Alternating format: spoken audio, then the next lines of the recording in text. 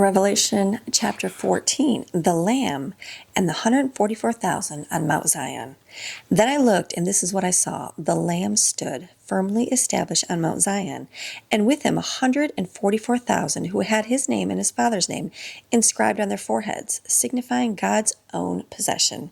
And I heard a voice from heaven like the sound of great waters, and like the rumbling of mighty thunder. And the voice that I heard seemed like music, and was like the sound of harpists playing on their harps. And they sang a new song before the throne of God and before the four living creatures and the elders, and no one could learn the song except the 144,000 who had been purchased, ransomed, redeemed from the earth. These are the ones who have not been defiled by relations with women, for they are celibate. They are the ones who follow the Lamb wherever he goes.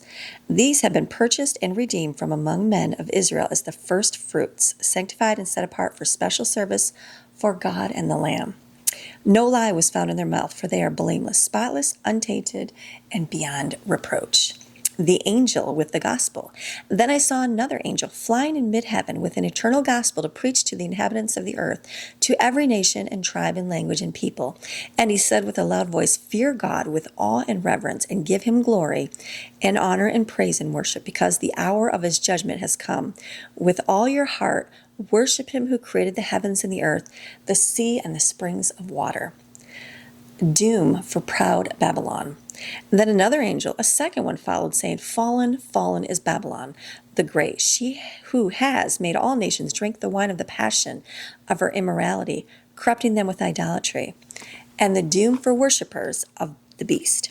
Then another angel, a third one, followed them, saying with a loud voice, "Whoever worships the beast and his image and receives the mark of the beast on his forehead or on his hand, he too will have to drink of the wine of the wrath of God, mixed, undiluted into the cup of his anger, and he will be tormented with fire and brimstone, flaming sulfur, in the presence of the holy angels and in the presence of the Lamb.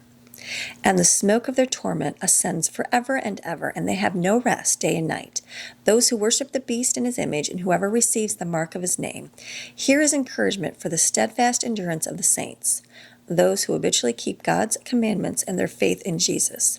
Then I heard the distinct words of a voice from heaven saying, "Write, blessed," which means happy and prosperous to be admired, "are the dead who die in the Lord from now on.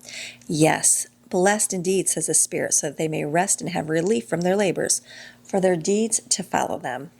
The reapers. Again I looked, and this is what I saw: a white cloud, and sitting on the cloud was one like the Son of Man, with a crown of gold on his head, and a sharp sickle of swift judgment in his hand. And another angel came out of the temple, calling with a loud voice to put him who was sitting upon the cloud, "Put in your sickle and reap at once, for the hour to reap in judgment has arrived, because the earth's harvest is fully ripened." So he who was sitting on the cloud cast his sickle over the earth, and the earth was reaped. They were judged. Then another angel came out of the temple, the sanctuary in heaven. He also had a sharp sickle. And another angel came from the altar, the one who has power over fire, and he called with a loud voice to put him who had the sharp sickle, saying, "Put in your sharp sickle and reap the cluster of grapes from the vine of the earth, because her grapes are ripe for judgment."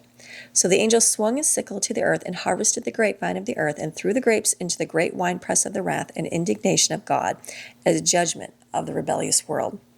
And the grapes in the winepress were trampled and crushed outside the city, and blood poured from the winepress, reaching up to the horses' bridles for a distance of 1,600 stadia.